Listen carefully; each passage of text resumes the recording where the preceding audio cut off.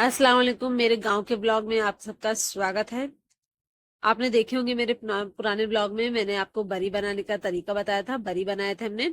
अब ये बरी बहुत ही अच्छे से 5-6 दिनों में ड्राई हो चुकी थी और बहुत ही अच्छे से सूख चुकी थी। इसे हमने पैक करके अपने साथ ले जाने के लिए रख दिया था।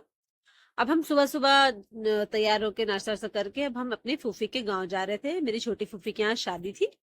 छोटी फूफी के लड़के की शादी थी। हम जा रहे थे उनके गाँव। उनके गाँव का नाम बसभरिया है, जो हमारे गांव से बिल्कुल 1 से 1.5 घंटे का रास्ता है। बहुत ही दूर पड़ता है उनका गांव। इसलिए हमें जल्दी निकलना पड़ा ताकि हम जल्दी से जाके और जल्दी वापस आ जाए, क्योंकि यहाँ पर ठंडी का टाइम है और ठंडी में दिन बहुत छोटा होता है।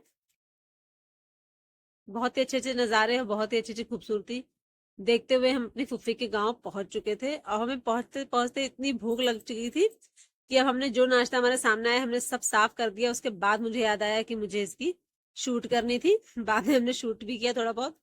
अब शूट करने के बाद हम यहाँ अपनी फुफ्फी को गिफ्ट देने आए थे, क्योंकि हमारी फुफ्फी की लड़के की शादी थी। तो हमारे गांव में एक रस्म होती है तिलपुज्जे की, वो हमने फुफ्फी को अपने तिलपुज्जा देने आए थे। आपके गाँव में इस रस्म को क्या कहते हैं मुझे कॉमेंट में करके जरूर बताएं। अब हम छत पे आ गए थे क्योंकि दुल्हन का दहेज आ चुका था और दुल्हन का दहेज छत पे रखा था।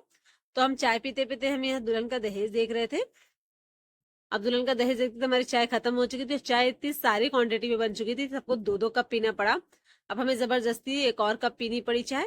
हमने राजी खुशी एक और कप चाय पिया और चाय पीने के साथ हम नीचे आए। नीचे आके देखा हमारी फुफ्फी सबको चॉकलेट बांट रही थी, तो हमने कहा हमें भी चॉकलेट चाहिए। उन्होंने हमें भी 2 चॉकलेट दी। अब यहाँ मेरी फुफ्फी के हाथ में चूड़ी नहीं चढ़ रही थी। मेरी फुफ्फी ने साबुन से निकाल के साबुन लगा के अपने हाथों से चूड़ियां निकाल के जो हमने चूड़ी और ड्रेस लाया था वो पहने।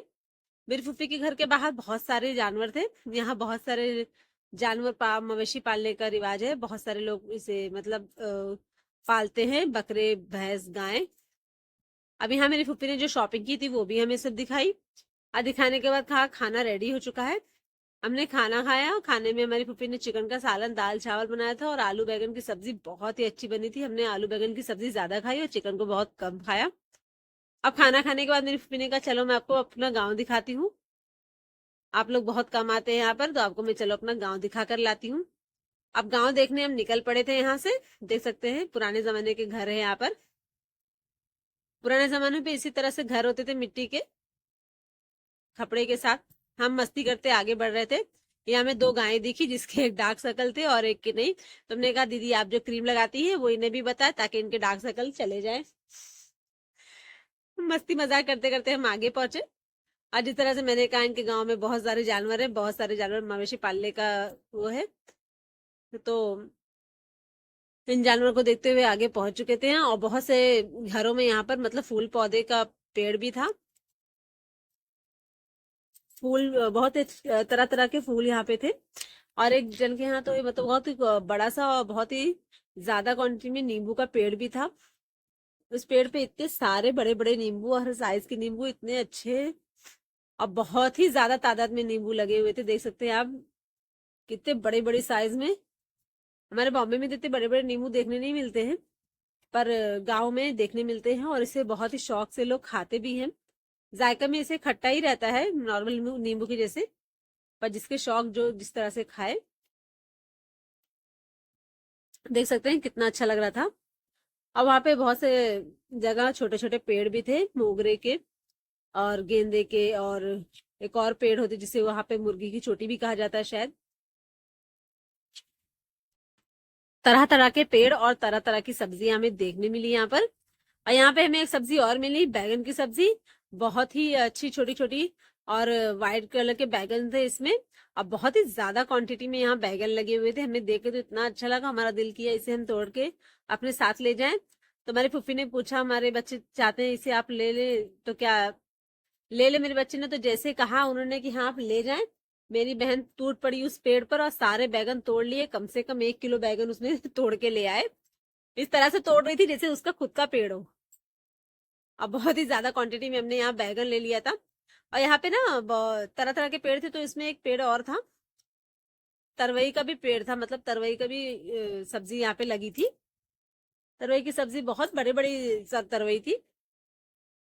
और कद्दू भी यहाँ पे मतलब रहते हैं इनके घरों में।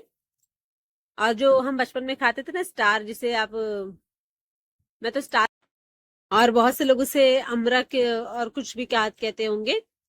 अब यहाँ पे इसका बहुत बड़ा पेड़ था और बहुत ही ज्यादा क्वांटिटी में वो भी यहाँ पर था।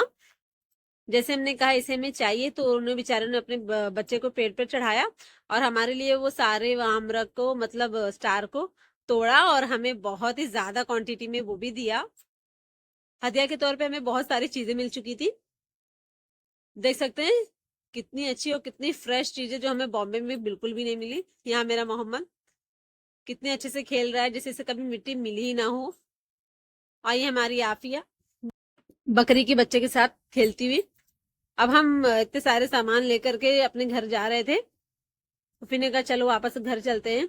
तो बीच में एक घर मिला जहां पर कद्दू भी लगा था। फूफी ने कहा एक काम करो, रुक जाओ, मैं कद्दू भी आप लोगों को देती हूँ, आप कद्दू भी अपने साथ लेके जाए। तो फूफी ने उनसे बात की तो उन्होंने कहा ठीक है, कद्दू ले ले आप।